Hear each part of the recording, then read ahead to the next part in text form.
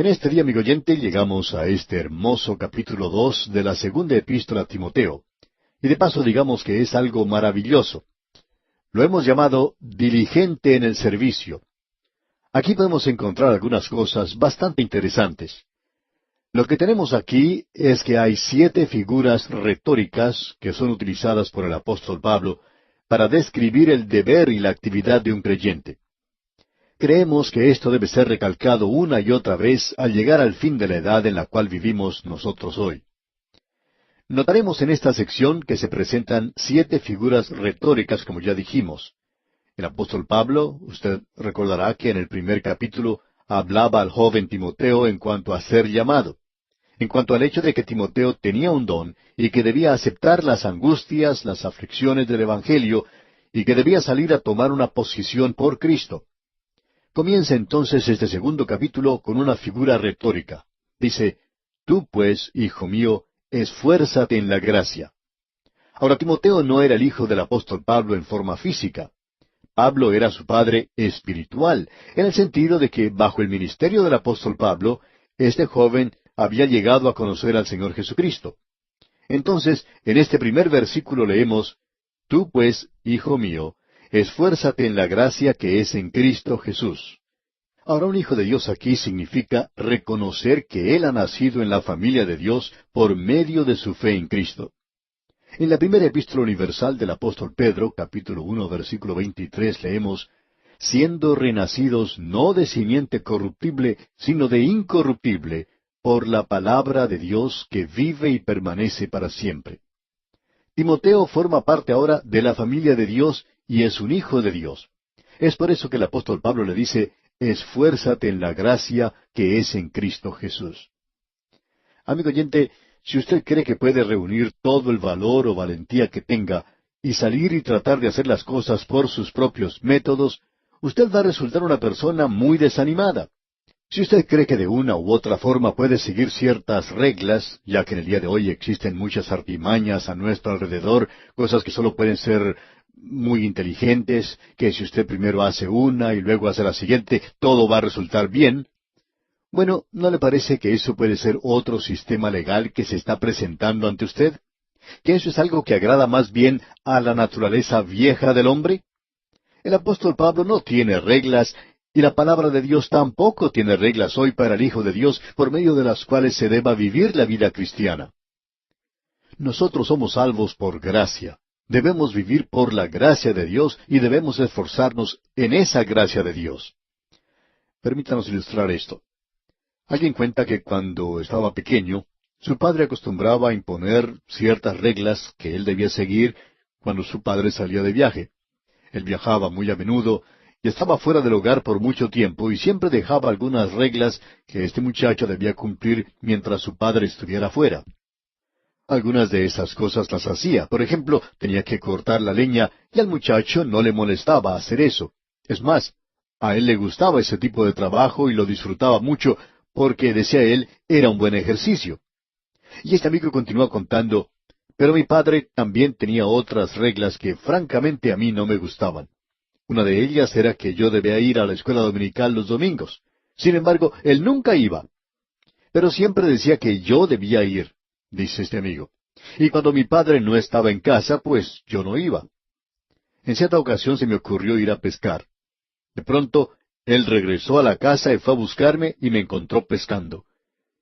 Yo ni siquiera sabía que él estaba cerca de la casa. Me estaba yendo bastante bien. Saqué un pescado y en el momento en que lo saqué del agua tiré demasiado fuerte que el pescado cayó detrás de mí. Entonces me di vuelta para recogerlo y allí detrás de mí estaba mi papá. Él me preguntó, «Hijo, ¿estás teniendo algo de suerte?» Bueno, yo pensé que en ese momento se me había acabado la suerte. Pero aún entonces yo apelé a su amor. Él era mi padre, dice. Yo sabía que había hecho algo malo, pero él, por medio de la gracia, fue bueno conmigo. Y así fue.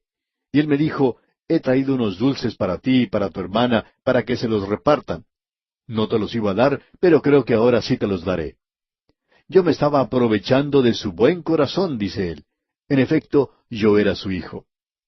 Y concluye diciendo este amigo, Mi padre murió cuando yo tenía 14 años. Pero ahora tengo un Padre celestial y yo también apelo a su gracia. Amigo oyente, nosotros tenemos un Padre celestial. Cuando las cosas andan mal aquí, podemos ir a Él y apelar ante Él. Y cuando fracasamos, no tratemos de huir de su presencia. Quizá lo habríamos hecho antes, pero ahora no debemos hacerlo para no irnos muy lejos, porque la punta del látigo duele más. Más bien debemos acercarnos a Él. Amigo oyente, allí no duele tanto. Somos hijos. Qué figura retórica más hermosa la que usa el apóstol Pablo aquí. Ahora, en el primer versículo de este capítulo 2 dice, Tú pues, hijo mío, esfuérzate en la gracia que es en Cristo Jesús. Cuando uno escucha a los creyentes hablar y decir, yo no hago esto, yo no hago aquello, y estoy siguiendo este conjunto de reglas, estoy usando este programa en particular, nos damos cuenta inmediatamente que esta gente conoce muy poco de la gracia de Dios, verdaderamente muy poco. Y el apóstol Pablo dice aquí, esfuérzate en la gracia que es en Cristo Jesús. Y luego en el versículo 2 dice, lo que has oído de mí ante muchos testigos, esto encarga a hombres fieles que sean idóneos para enseñar también a otros. El apóstol Pablo tenía mucho interés en cuanto al futuro, y eso era algo propio. Creemos que la mayoría de nosotros, al llegar al final de nuestro ministerio, nos preguntamos en cuanto al futuro.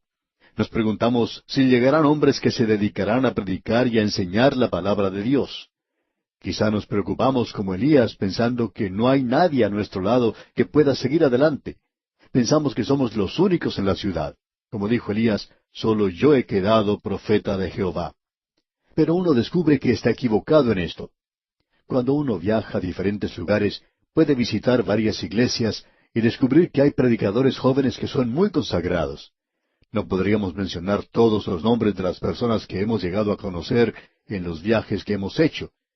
Sin embargo, uno puede encontrar en muchos lugares que hay hombres jóvenes que se mantienen firmes por las cosas de Dios, y nos satisface ver que existe una preocupación real de parte de ellos. Ahora, Timoteo debe enseñar a otros para que estas cosas queden en manos de hombres fieles y que ellos a su vez sean capaces de enseñar a otros. Y Dios levantará a hombres con talentos y dones. Pensamos que esa es la forma en que Él actúa en el presente. Nosotros, como hijos de Dios, debemos preocuparnos en cuanto a los asuntos de nuestro Padre. El Señor Jesucristo, cuando era un muchachito aquí en su humanidad, dijo, ¿no sabíais que en los negocios de mi Padre me es necesario estar? Bueno, yo he llegado a ser un hijo de Dios, no como el Señor Jesucristo, pero he llegado a ser un hijo de Dios por medio de mi fe en Él.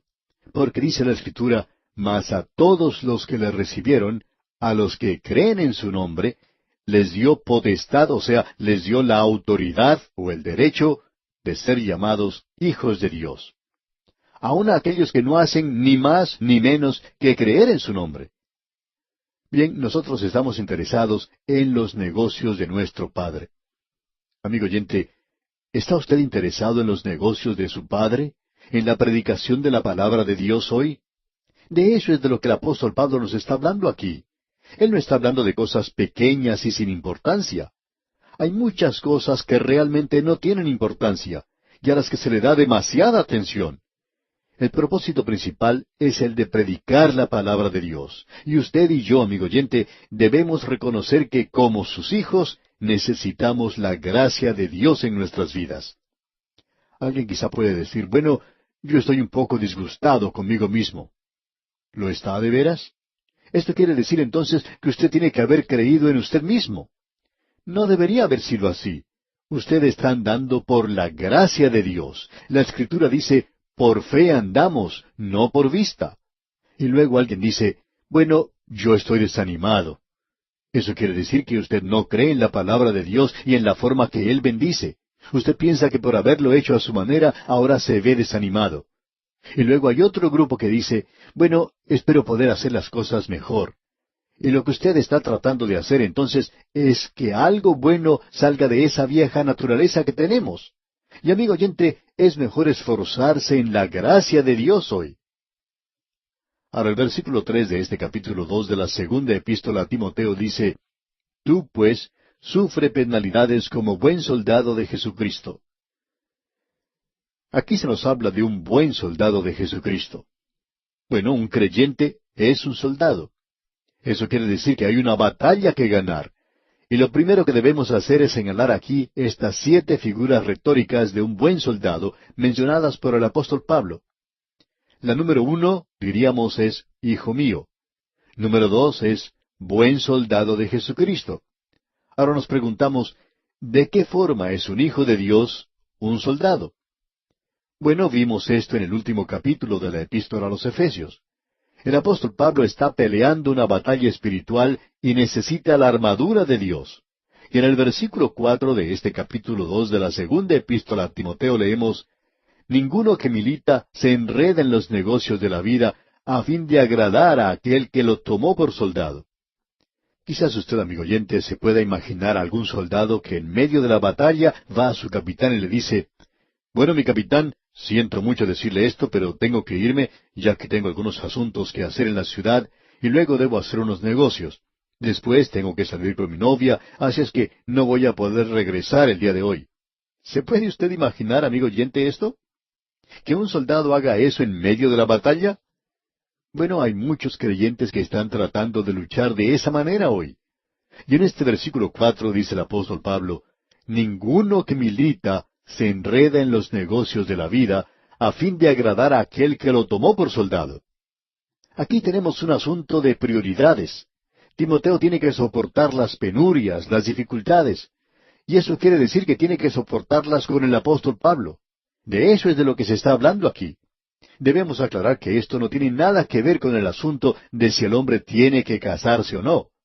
Algunos han utilizado este versículo como un argumento para apoyar eso de que uno no puede casarse. Y no tiene nada que ver con esto. Aquí se está dando de enredarse en las cosas de este mundo de tal manera que uno no pueda ser capaz de vivir la vida de creyente. En cierta ocasión una señora se acercó al predicador y le dijo, «Yo me encontraba en la iglesia cierto día, y cuando usted invitó a la gente a aceptar al Señor Jesucristo, yo lo acepté. Pero no me levanté de mi asiento. Y la razón por la cual no lo hice es porque mi esposo falleció recientemente y él tenía un negocio donde vendía licores y yo estoy a cargo de ese negocio ahora. Le estoy diciendo esto porque no creo que pueda continuar con este negocio. Ahora, si usted me dice que tome un martillo y rompa todas las botellas, lo haré. Pero estoy esperando que usted me diga qué debo hacer». Ahora, ¿qué hubiera dicho usted, amigo oyente? Bueno, de seguro que muchos van a decir algunas cosas en sus cartas en cuanto a esto, o sea, en cuanto a la respuesta que se le debe dar a esta persona. Pero lo que el pastor le dijo fue esto: no vaya al negocio y rompa todas las botellas. Usted no va a detener a la empresa licorera rompiendo unas cuantas botellas nada más. Si eso funcionara, con mucho gusto le diría que lo haga, pero esa es la única entrada que usted tiene. Lo que yo le sugiero, dijo el pastor, es que venda ese negocio. De esa manera usted no se enreda en las cosas de esta vida. A nuestro juicio, amigo oyente, eso es lo que debe reconocer el Hijo de Dios, que usted y yo como soldados hoy debemos comprender que la vida cristiana no es un parque de diversiones, sino que es un campo de batalla. Y es un campo de batalla donde se ganan las batallas y también donde se pierden las batallas. Por tanto, el Hijo de Dios debe reconocer que se está desarrollando en este momento una batalla espiritual. Notemos ahora lo que dice aquí el versículo 5 de este capítulo 2 de la segunda epístola a Timoteo. «Y también el que lucha como atleta no es coronado si no lucha legítimamente». Y aquí tenemos a un atleta. Y este hombre quiere ganar el juego. Sin embargo, no es coronado si no lucha legítimamente. Esta es, por supuesto, la tercera figura retórica: el que lucha como atleta. Alguien ha expresado esto de una manera un poco diferente, diciendo, el único ejercicio que hacen algunos creyentes es el de saltar a una conclusión, el criticar a sus amigos, el esquivar las responsabilidades y presionar su suerte. Bueno, esa no es la clase de ejercicio de la cual está hablando el apóstol Pablo aquí. Él habló de la vida del creyente como si se tratara de una carrera, y el apóstol Pablo dice, prosigo a la meta, al premio del supremo llamamiento de Dios en Cristo Jesús. El apóstol Pablo también dice que todo aquel que está esforzándose por ganar una corona se controla a sí mismo. Y él hace eso. Pablo dice, yo quiero controlarme a mí mismo, quiero correr la carrera cristiana de tal manera que aquel que está al final de la carrera, el Señor Jesucristo, pueda recompensarme y decirme, bien hecho, buen siervo y fiel. ¿Cuán importante es esto, amigo oyente? Debemos reconocer que esto que se nos presenta aquí es algo de suma importancia para el Hijo de Dios. Y llegamos ahora a la cuarta figura retórica. Leamos el versículo 6 de este capítulo 2 de la segunda epístola a Timoteo. El labrador, para participar de los frutos, debe trabajar primero. Esto es sencillamente lo que indica, que quien es un labrador tiene que trabajar en el campo. Él es el que siembra la palabra de Dios y por tanto Él es quien va a disfrutar del fruto. Se habla mucho de poner nuestras gavillas a los pies del Señor Jesucristo, y eso está bien. Esperamos poner unas cuantas allí. Nos gusta mucho pensar que seremos capaces de hacer eso. Pero amigo oyente, primero tiene que haberse hecho la siembra y el trabajo, la siembra de la semilla, y luego que el labrador hace eso, entonces llegará la cosecha. Hay algunos grupos que tratan de evangelizar a todo el mundo. Bueno, nosotros estamos haciendo las cosas como debemos hacerlas. Pero realmente creemos que la palabra de Dios tiene que sembrarse hoy, y decimos que tiene que ser sembrada en su totalidad. Luego en el versículo 7 leemos, considera lo que digo, y el Señor te dé entendimiento en todo. Luego tenemos este maravilloso versículo 8 que dice, acuérdate de Jesucristo, del linaje de David, resucitado de los muertos conforme a mi evangelio. Esto nos indica que el Señor va a ocupar el trono de David aquí. Resucitado de los muertos conforme a mi evangelio, dice el apóstol Pablo. Este es el evangelio de Pablo porque él es quien lo está predicando. Es importante notar esto de nuestra parte. Luego dice en la primera parte del versículo 9, capítulo 2 de la segunda epístola a Timoteo, en el cual sufro penalidades. Y amigo oyente, usted padecerá dificultades si se mantiene firme por la palabra de Dios. Y este versículo 9 dice, leámoslo completo, en el cual sufro penalidades, hasta prisiones a modo de malhechor, mas la palabra de Dios no está presa. El apóstol Pablo estaba en cadenas, pero él pudo descubrir que la palabra de Dios salía de ese lugar y se esparcía en ese mismo mundo romano. Y luego en el versículo 10, capítulo 2 de la segunda epístola a Timoteo dice, por tanto, todo lo soporto por amor de los escogidos, para que ellos también obtengan la salvación que es en Cristo Jesús con gloria eterna. El apóstol Pablo nos aclaró que aunque él estaba en cadenas, la palabra de Dios se esparcía en ese mundo romano con un dictador en el trono, y aún estando el apóstol Pablo en la prisión. Pablo dice, yo estoy en la prisión, mas la palabra de Dios no está presa. Gracias a Dios que se sigue predicando hoy y que continuará esparciéndose. Y Dios dice eso. Luego en el versículo 11, capítulo 2, leemos, palabra fiel es esta, si somos muertos con Él, también viviremos con Él. ¿Cuándo fue que nosotros morimos con Él?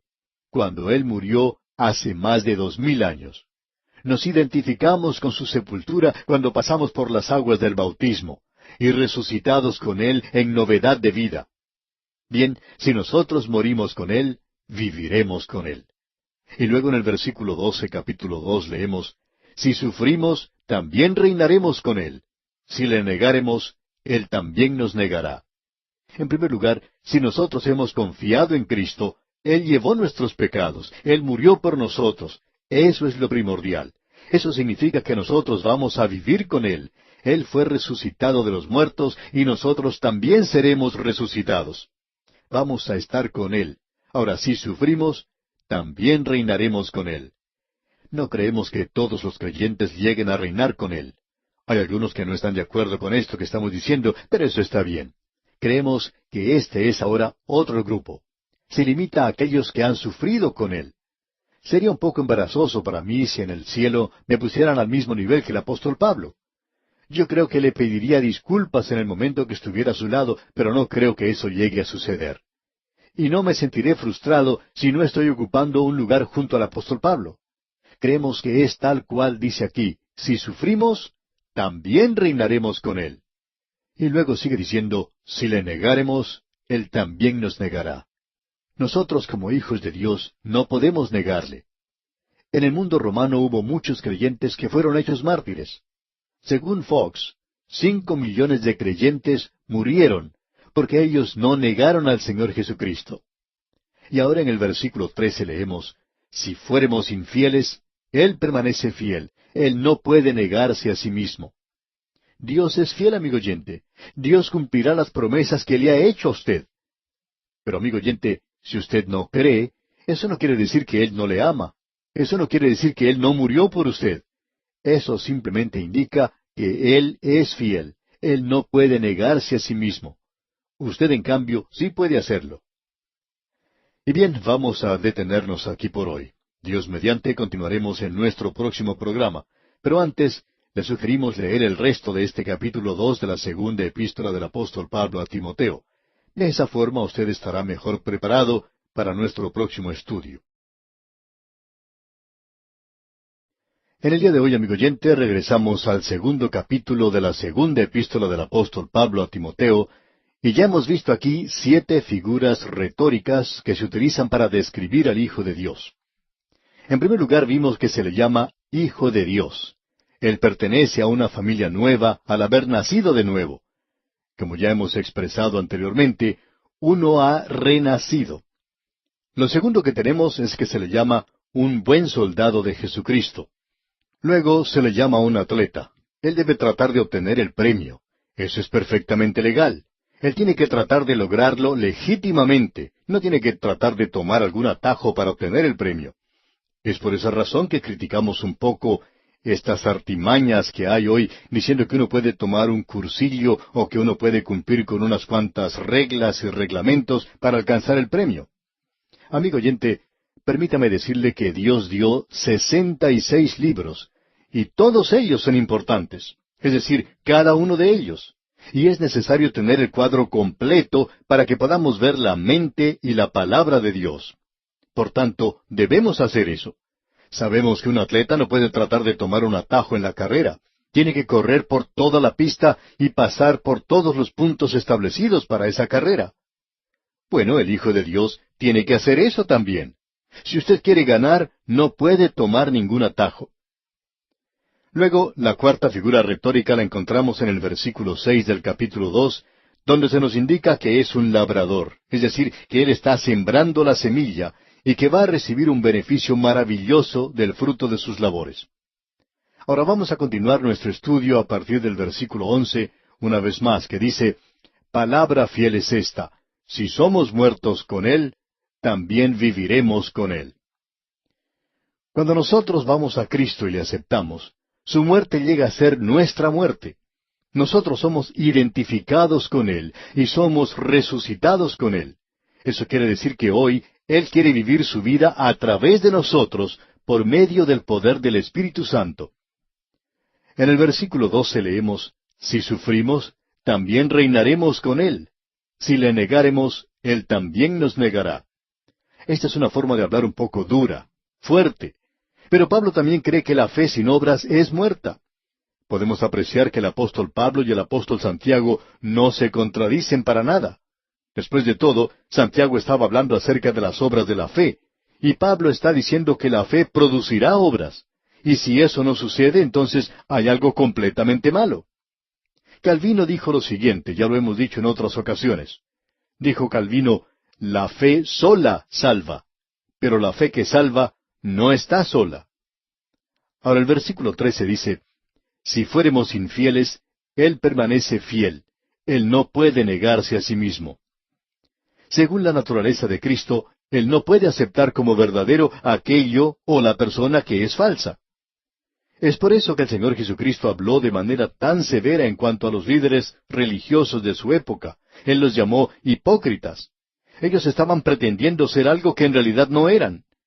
Y si Cristo aceptara a alguien que no es realmente genuino, entonces Él se estaría negando a sí mismo, porque Él es verdadero. Por tanto, debemos ser genuinos. Eso es lo importante de ver en este capítulo. Ahora veamos lo que dice aquí el versículo 14 de este capítulo 2 de la segunda epístola a Timoteo. Dice el apóstol Pablo, recuérdales esto, exhortándoles delante del Señor a que no contiendan sobre palabras, lo cual para nada aprovecha, sino que es para perdición de los oyentes. Esto tiene que ver con las contiendas sobre palabras. Lo que tenemos aquí es que el pueblo de Dios necesita recordar que debemos asirnos y mantenernos en las cosas que son realmente esenciales. No es necesario que nos pongamos a discutir en cuanto a palabras vacías o a filosofías, o en cuanto a las pequeñas diferencias que podemos tener. En cierta ocasión recibimos la carta del pastor de una denominación, en la cual él nos decía que apreciaba nuestro ministerio. Él recibe nuestras notas y bosquejos, y recomienda nuestro programa a su iglesia. Y él dice, nosotros no estamos de acuerdo en todo. Y así es, no vemos por qué ellos hacen ciertas cosas, y ellos no ven por qué nosotros hacemos ciertas cosas también. Quizá cuando lleguemos a la presencia del Señor, vamos a descubrir lo que cierta persona dijo una vez. Todo argumento tiene tres lados: el lado suyo, el lado mío, y luego el lado que es correcto. Quizá ambos necesitemos ser corregidos, pero lo importante es que ni él ni yo deberíamos discutir o contender por la sencilla razón de que estamos de acuerdo en demasiadas cosas. Y así es como él quiere hacer las cosas, y así es como yo quiero hacer las cosas. Creemos que es una pérdida de tiempo en realidad cuando uno toma este punto de vista negativo de tratar de corregir a los demás creyentes. Es algo muy difícil de tratar de corregir a un creyente, pero en lugar de tratar de hacer eso, tratemos de mantenernos en el lado positivo. Pongamos énfasis en lo positivo, como decía una canción de hace algún tiempo. Bien, leamos ahora el versículo 15. Procura con diligencia presentarte a Dios aprobado, como obrero que no tiene de qué avergonzarse, que usa bien la palabra de verdad. Aquí tenemos otra cosa. Un hijo de Dios es un obrero. Procura con diligencia presentarte a Dios. Un obrero aquí evidentemente quiere decir un maestro. Y aquí a propósito tenemos la quinta figura retórica. El Hijo de Dios es un maestro. Y eso quiere decir que debe ser un estudiante y que tiene que estudiar aquí. Que no tiene de qué avergonzarse, que usa bien la palabra de verdad. Y quisiéramos hablar un poco de esto porque pensamos que es de importancia. Que usa bien la palabra de verdad. Y eso quiere decir que tiene que ser un obrero experto, como un artífice, un estudiante de la palabra de Dios. Y que él debe entender que la palabra de Dios es un paquete grande de verdad y que la palabra de Dios tiene ciertas divisiones correctas. La Biblia ha sido preparada según ciertas leyes y cierta estructura, y éstas deben ser observadas y obedecidas al leer uno la palabra de Dios. Uno no puede sacar un versículo de aquí y otro versículo de allá e ignorar un pasaje aquí y otro allá. Esa es en realidad la razón principal por la cual nosotros enseñamos toda la palabra de Dios, porque pensamos que es demasiado fácil hoy sacar un pasaje de aquí y otro de más allá. Pero la Biblia, amigo oyente, no es esa clase de libro. Hace algún tiempo citamos un artículo que había aparecido en una revista y quisiéramos volver a citar algo de allí. Esto nos revela la ignorancia de un hombre que no ha reconocido que la palabra de Dios es una gran unidad, que necesita ser usada bien para poder comprenderla apropiadamente. Y citamos sus palabras aquí. En breve, una de las maneras de describir la Biblia, escrita por muchas manos diferentes durante un período de más de 3000 años, podría ser que es una colección desordenada de 60 y tantos libros que a menudo son tediosos, bárbaros, oscuros y llenos de contradicciones e inconsistencias. Es una mezcla hirviente de un libro y un guisado irlandés, de poesía y propaganda, de leyes y legalismo, de mito y mirra, de historia e histeria. Hasta aquí las palabras de ese escritor. Ahora debemos decir que este hombre realmente habla mucho y que su verbosidad es muy abundante en palabras inútiles. Él revela aquí la tremenda ignorancia que tiene en cuanto a la Biblia. También nos revela lo que sucede cuando uno no usa bien la palabra de verdad. Ahora, ¿qué es lo que uno quiere decir con esto? Que usa bien la palabra de verdad. Bueno, hay ciertas dispensaciones en la palabra de Dios, y ese es un método diferente por el cual Dios trató con el hombre, siempre con la base de la muerte de Cristo como el método de salvación. Pero el hombre expresa su fe en Dios de maneras diferentes. Abraham, por ejemplo, ofreció un cordero. Lo mismo hizo Abel. Y esperamos que usted no vaya a la iglesia el domingo con un cordero en sus manos, porque eso estará completamente fuera de lugar ya que el Cordero de Dios ha quitado ya el pecado del mundo. Él ya vino a este mundo. Por tanto, nosotros miramos hacia atrás, hacia el pasado. Bueno, eso es usar bien la palabra de verdad.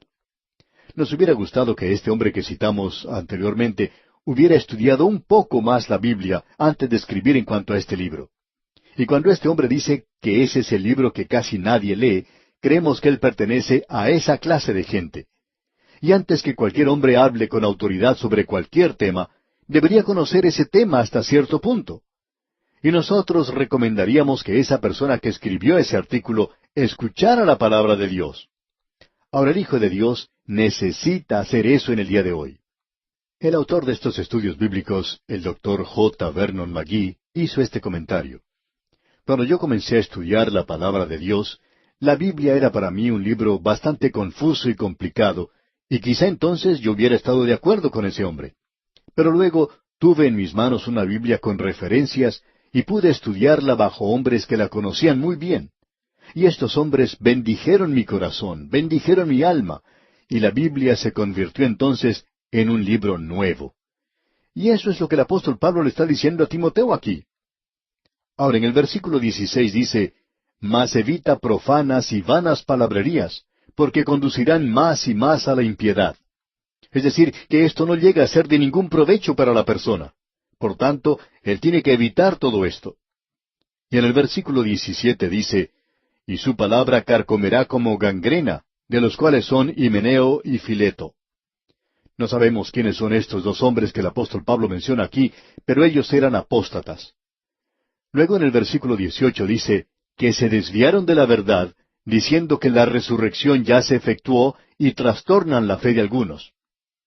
Usted puede darse cuenta que en aquellos días había ciertas personas que estaban enseñando que la resurrección ya había tenido lugar, y eso indicaba que cualquier persona que quedaba atrás había perdido esa oportunidad. Ahora en el versículo 19 dice, «Pero el fundamento de Dios está firme, teniendo este sello: conoce el Señor a los que son suyos, y apártese de iniquidad todo aquel que invoca el nombre de Cristo». En el Antiguo Testamento usted podrá recordar que se le había mandado al israelita que escribiera una porción de la Escritura y la colocara en su casa. En otras palabras, él tenía que hacer de su casa una cartelera para la palabra de Dios. Usted puede ver que esta idea de la propaganda que se despliega hoy en las carteleras ciertamente hace aparecer las cosas malas de este mundo como si fueran buenas y muy atractivas. La cerveza, el licor y el cigarrillo, por ejemplo, y muchas otras cosas que se revelan allí. Los clubes nocturnos, todo luce como algo muy atractivo cuando se coloca en una cartelera. Bueno, hoy nosotros no estamos haciendo eso con la palabra de Dios. Y si la coloca allí, amigo oyente, cerciórese que esté escrita bien y de una forma atractiva. Creemos que perjudica a la causa de Cristo el escribir las Sagradas Escrituras de una manera cruda. Nos referimos al estilo, por supuesto. Ahora, en el capítulo 6 del libro de Deuteronomio, versículo 8, Dios le dijo a su pueblo, «Y las atarás como una señal en tu mano, y estarán como frontales entre tus ojos, y las escribirás en los postes de tu casa y en tus puertas». A ellos se les dijo que hicieran eso. Ahora, en cuanto a la iglesia, podemos decir que una iglesia tiene dos escrituras. Como número uno, es que el Señor conoce a los que son suyos. Pero ¿cómo se va a dar cuenta de eso la gente que está afuera? Bueno, aquí se nos dice, «Apártese de iniquidad todo aquel que invoca el nombre de Cristo». Así es como se van a dar cuenta ellos, los de afuera, de lo que somos. Y eso es lo que es la separación. La separación es apartarse del mal y separarse para Cristo. Y si usted invoca el nombre de Cristo, esté seguro que no está viviendo en pecado. Tenemos hoy, desafortunadamente, algunos que son muy capaces de explicar doctrinas, que son muy fundamentales en la fe, y que luego resulta que son personas que han tenido una relación extramarital, que han caído en pecado y han sido probados deshonestos y algo así por el estilo. Bien, amigo oyente, el mundo de afuera va a conocer que esa señal que está sobre la iglesia en realidad no es una señal. Usted no la necesita porque Dios conoce a los que son suyos. Pero los de afuera, los del mundo, van a conocerle por medio de la vida que usted vive. Y esa, digamos de paso, Es la única forma que ellos tienen para darse cuenta de quién es cristiano verdadero o no lo es. Eso es lo que se nos enseña aquí.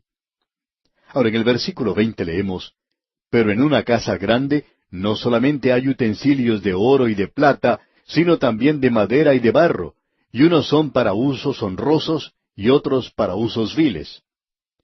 Aquí tenemos la sexta figura retórica, un utensilio. Seguidamente el versículo 21 nos dice, así que, si alguno se limpia de estas cosas, será instrumento para honra, santificado, útil al Señor, y dispuesto para toda buena obra. Aquí se nos presenta un cuadro de diferentes clases de utensilios.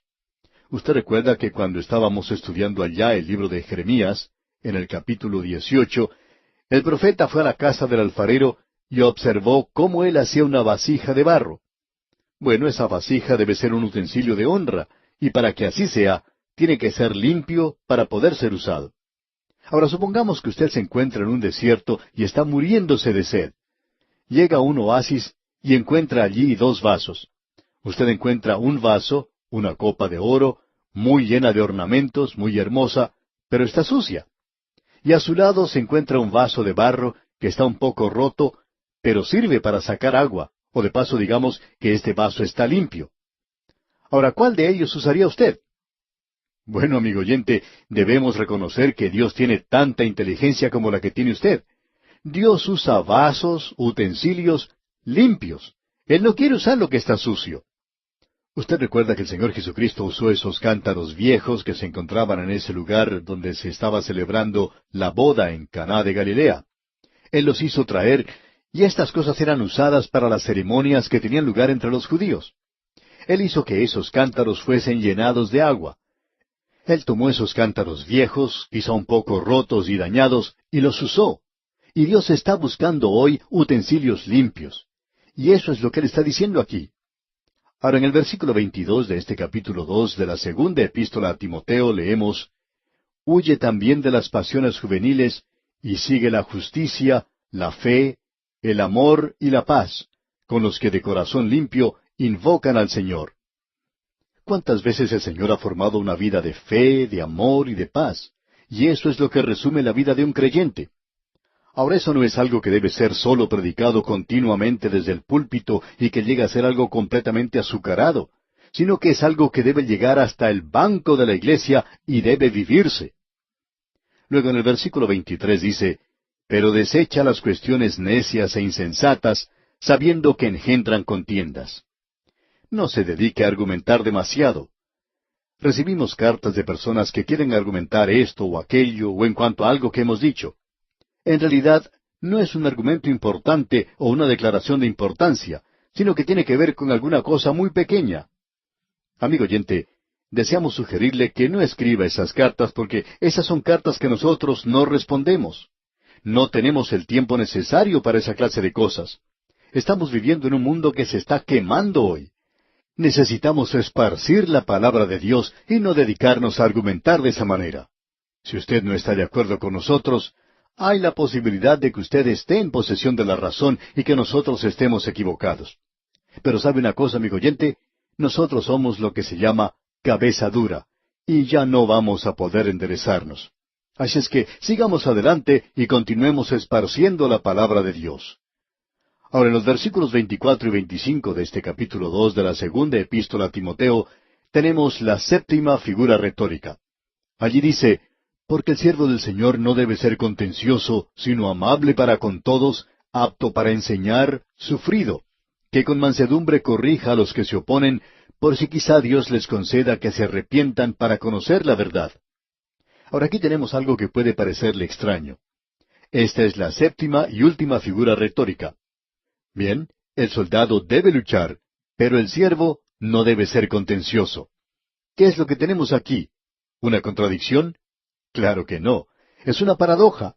Amigo oyente, cuando usted se mantiene firme por la verdad, hay ocasiones en las cuales usted tiene que ponerse firme en sus pies y dejarle saber a la gente cuál es su posición. No tiene que ser un cobarde. Hay personas que dicen que el silencio es oro, pero hay veces que demuestran cobardía. Manténgase firme por la verdad. Cuando usted está tratando de ganar a un hombre que está perdido, no discuta con él. Si él está en desacuerdo con usted, bien, déjelo así. Simplemente preséntele a él la palabra de Dios. Eso es maravilloso. Ahora, el versículo 26, el versículo final de este capítulo 2 de la segunda epístola a Timoteo dice, y escapen del lazo del diablo en que están cautivos a voluntad de él. ¿No es esto algo maravilloso, amigo oyente? Tenemos 7 figuras retóricas del Hijo de Dios que se nos ha presentado aquí. Amigo oyente, vamos a tener que dejar esto por hoy, pero Dios mediante, en nuestro próximo programa, continuaremos con el capítulo 3 de esta segunda epístola del apóstol Pablo a Timoteo, y allí veremos la apostasía que vendrá. ¿Y cuál es el antídoto? La autoridad de las Sagradas Escrituras. La palabra de Dios es muy importante hoy, más importante que lo que pudo ser anteriormente, y nosotros debemos estar esparciendo la palabra de Dios hoy.